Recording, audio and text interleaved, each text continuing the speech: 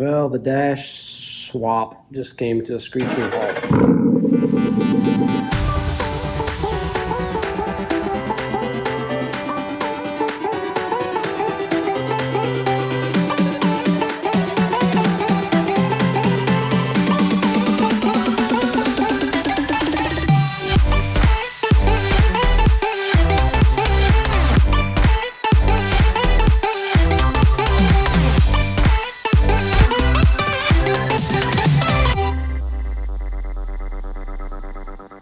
Hey guys, welcome to this week's episode of Rebuild It. This week we continue on with Paul's interior of his truck and whatever else we can get done with this week.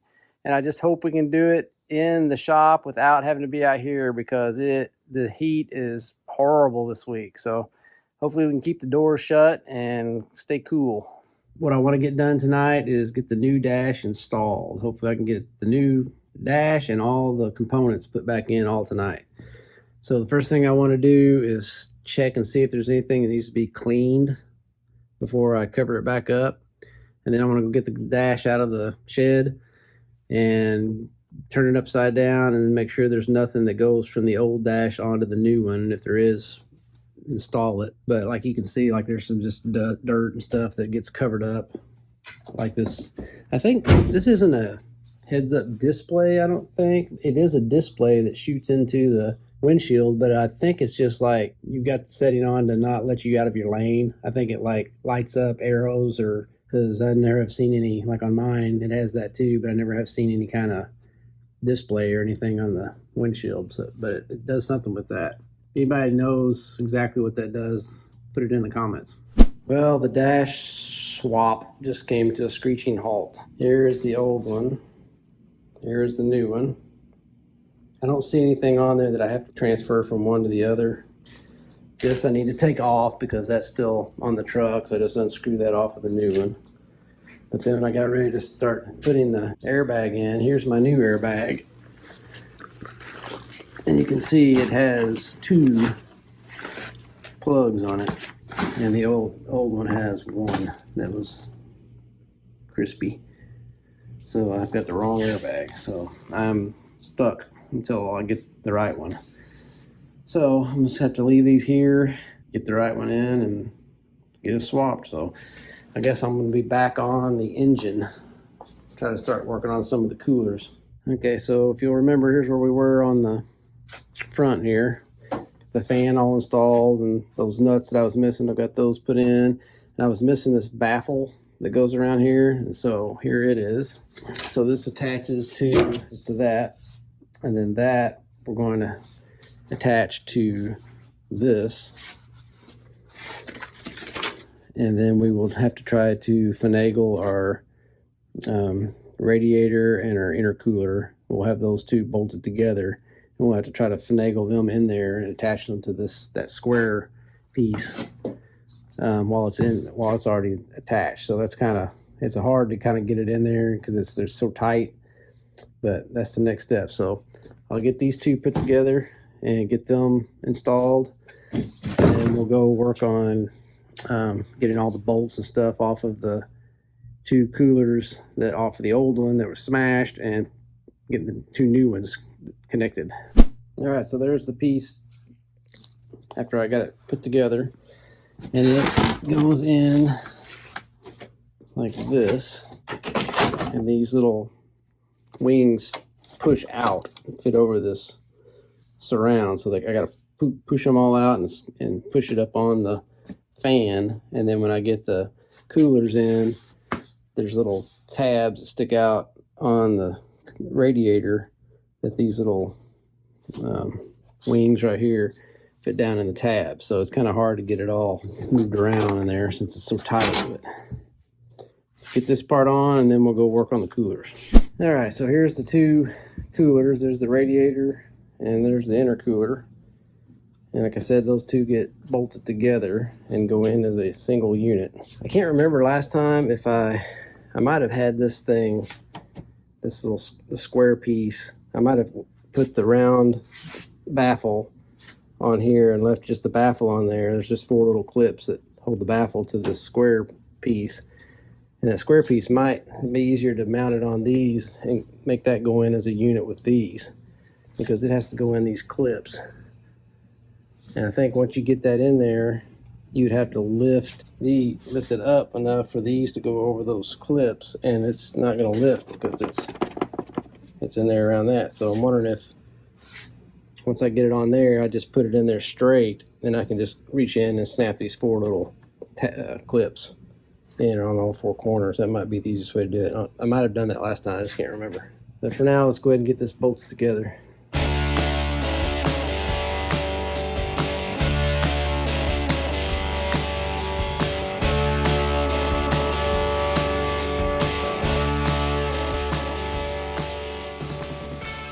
So that thing is all together and it is heavy, so I'm probably gonna need some help getting it lifted in there so I don't accidentally rub it up against these and bend fins and stuff. So I'm gonna leave that for tomorrow, but one thing I gotta do tonight is get this tire off, because Paul's gonna come pick it up in the morning and go get, he's got the new rim at his house, and he's gonna get this rim and get 2 new tires put on the front. And then once it's back on the ground, I'll take the back 2 off and he can go get those swapped. So. All right, tires off, so I'll get that ready for Paul, and then tomorrow we should see what he chose for his new tires, so that'll look nice. All right, well, this morning I didn't have time to film, but I had my wife help lift this up and at least get it into place. So I don't have anything hooked up, but I have it at least sitting where it's supposed to sit. And that's one hard thing. And the other hard things, which is harder than getting it in there, is trying to get everything connected. All right, so success on this side. Got the intercooler connection there made. The lower radiator hose connection right there. You can see that. That's in. And then all of our 2 transmission cooler lines are in, and even our block is mounted to the radiator right there. The holes lined up for the screws. So that's all in. So now I got one more hard thing to do, and that is hook up the bottom intercooler hose there, which is usually hard, but I'll work on that. Then I'll probably go ahead and hook up this upper one, and then probably disconnect the line over here so I can easily fill the radiator with antifreeze instead of having to do it all through the suction little setup. But we'll do that first, and then we'll start getting some radiator fluid in it, some antifreeze. All right, so everything is connected, and that was way easier than normal. I just slid right on there. Got the top one in, got all the little clips hooked into all the plastic stuff. So everything is done on the radiator and intercooler.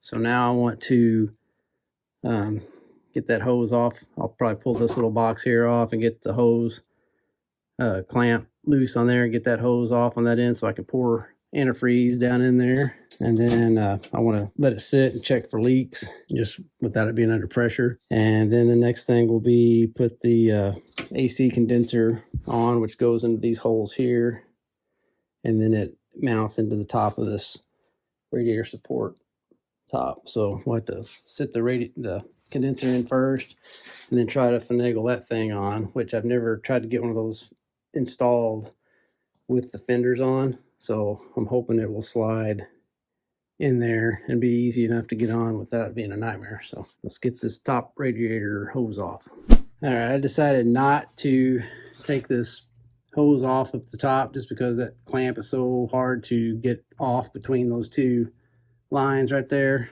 And it's also fused to the motor, which a lot of times when you try to break those loose, you end up punching a hole in the hose. So I'm just going to leave that there, and I'm going to use a funnel with a neck on it like that and just pour as much antifreeze as I can in there until it starts to come out. Then I'll put the hose back on the top, and then when we get it running again, we can get over there and do our vacuum, use our vacuum tool on the reservoir there and get it put back in that way.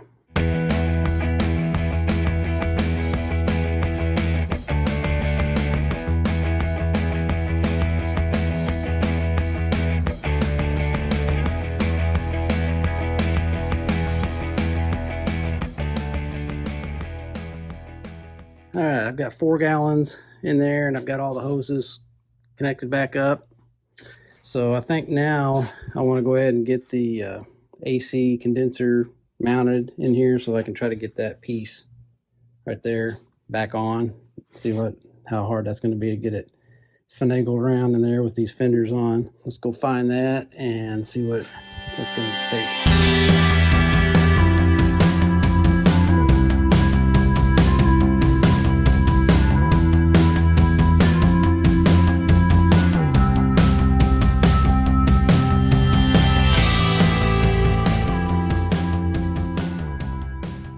Well, we have a special delivery here from Paul. What do you think of these tires? Big. They are big, man. Like your tires. They're real big. I don't know if they look big in the picture, but they're definitely meaty. I don't know if they're not as big size-wise as the ones on my truck, but they look like it. They're Mickey Thompson Baja Legend. They're 34s. Yeah, 34.5s or 6, something like that. Yeah, so these are the 2 front ones. And then when I get where I can move the truck around a little bit, I'll get the back 2 off for you. Okay. You can take them, but hopefully... I'll pick them up in the morning, something like that. Yeah, I need to move the truck up. I rolled them across the parking lot and picked up 2 rocks. Yeah, so your paint job is going to be like... Yeah, I have all these rock chips because I... Well, we need to get you some mud flaps for the back for sure. Yeah. I think there's a front, and I don't think it has it on any of it, does it? No. So I put them on mine. All right, let's see if we can get them on. All right, so there's one of his tires on the front. And man, I mean, to me, that looks 1,000 times better. That totally changes the looks of that truck. Amazing what tires do. There's the other, what the old ones look like. You can see past all the seats. So that to that. Big difference. Okay, so I finally have the new airbag, $670 some odd later. This just goes in. I'm gonna look at my other one over there, make sure I got it the right direction. And then it snaps in like this, and that's it. So now I've got to take this piece right here off because that piece is still in the truck, and then we'll be ready to start getting this thing wrangled around in there. All right, so we are ready to try to get this thing in here, and the hardest part is always trying to figure out where all the wires poke through the different places in the dash. So I've got pictures of it. I'm going to study those from when I took it out because it's been a few days, and then once I get that in my head, I'll try to get this thing put in and get all the wires out in the right spots and start bolting it in.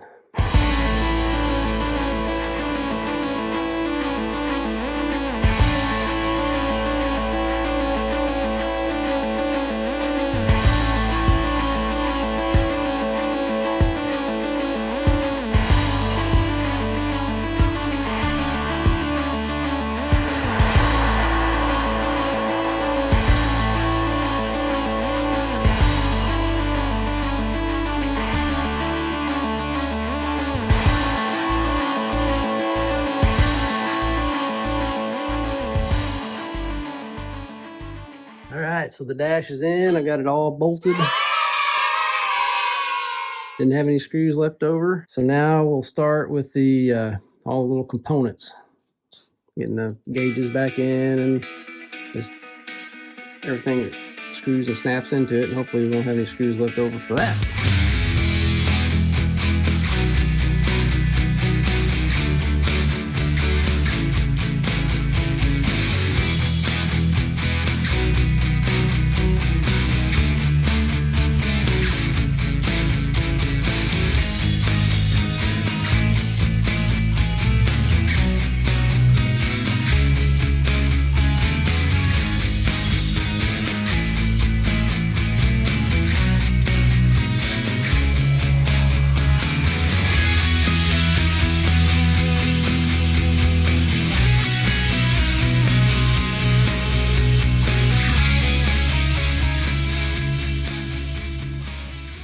Okay, so I've got all the components back on, glove boxes back in. I need to get the steering wheel remounted and this little piece up here. I think I'm going to go ahead and call my windshield guy and tell him I'm ready to for him to put that in whenever he can. Once I get the steering wheel on, I got to get that airbag module remounted and plugged in, and then we'll probably go ahead and put the console back in. And I want to get all these mats out, get them outside, power wash them, and then start shampooing this rug before I put the carpet before I put the seats back in. That way I can reach everything. And then once we get the seat back in, get that airbag module plugged up, we can give it power and make sure everything comes up with no warning labels and make sure no airbags explode.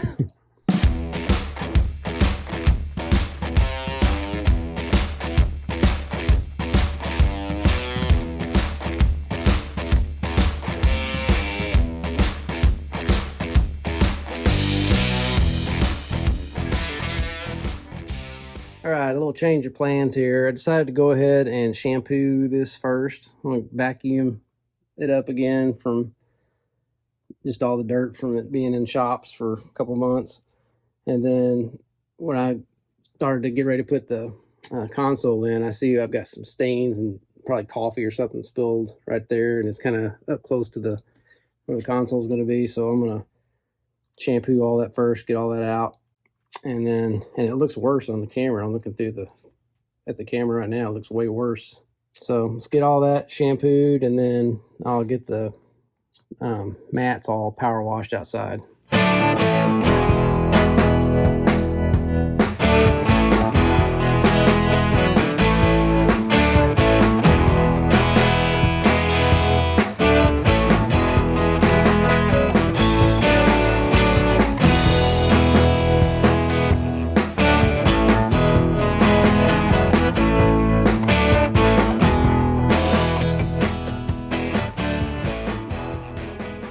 All right, so this thing is nice and clean. Smells clean. Got all that stuff came out in the floorboard over there. I don't know if it looks like it on the camera or not, but you can't see it, any of it. A bunch of gunk. Right there, I think somebody laid 2 bottles that had bleach in them on there, and it bleached out that. I could probably match that with some carpet spray, like a dye. But I'll see what Paul wants to do. That's under the mat anyway. But everything else is nice and clean, came out. And check out what's in the bucket. I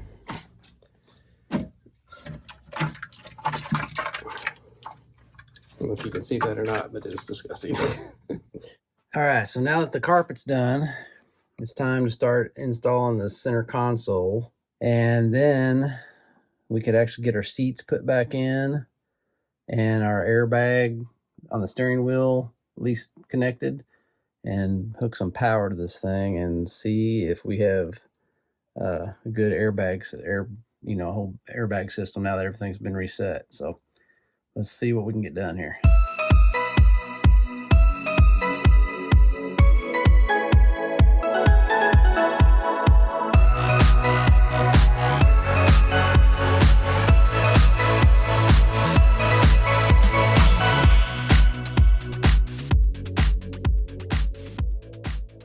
Okay, so I've got all the airbag plugs plugged in, both seats, steering wheel, and I just have it loosely sitting in there, but it's plugged in. All the headliners all plugged in. Ooh, our lights work, so that's a good sign. And then I hooked the batteries up. So now what we're looking for is when I give power to it, that our airbag light is not on.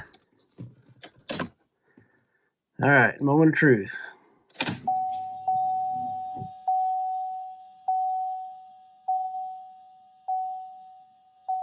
Okay, we're watching for, I don't even see the airbag light anymore. There it is, right there. Okay, it went off. So we've got fuel lights. Got a fuel, like the fuel gauge is not connected somehow. Check engine light. Also with the lights.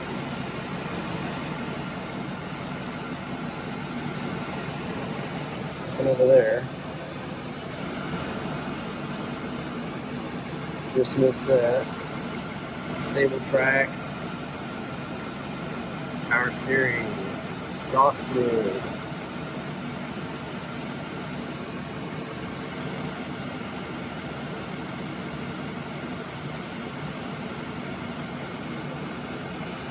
And that, I think that one over there is your antifreeze. Alright, so we'll get, now that we've got everything plugged up, I probably ought to hook the scanner to it and clear all the codes and then see what comes up. Well, so that's another first for us. The most lights to ever show up on the dash after a rebuild. I think that broke the record by probably a factor of 2 or 3. I think the closest one besides this one was maybe the Challenger. So Dad's gonna hook up the scanner tool next video and try to get all those codes cleared, and hopefully all of them will go away and there's not any bigger issues as a result of that. So it's time for our verse of the week, which is Proverbs 3, 5, and 6. It says, "Trust in the Lord with all your heart and do not lean on your own understanding. In all of your ways acknowledge him and he will make your paths straight." So I just want to thank you guys so much for watching this week's video. If you enjoyed it, make sure you hit that thumbs up down below and the subscribe button, and then hit the bell so you make sure you get notified when we post videos. For some reason, YouTube makes you hit the subscribe button and the bell. So 2 separate things for notifications for our videos to actually get sent to you. So it's kind of crazy, but that's the way it is nowadays. So next week, I think the whole complete rest of the interior is going to go in. Dad's going to work on getting some stuff on the engine bay finished up and some more new parts installed there, and hopefully we'll get to take it for its first drive. See you guys next time. And always remember, don't retire it if you can rebuild it. Thanks so much, guys, for tuning in and watching this week's episode of Rebuild It. Make sure you subscribe so you don't miss out on any awesome content. Have a good one.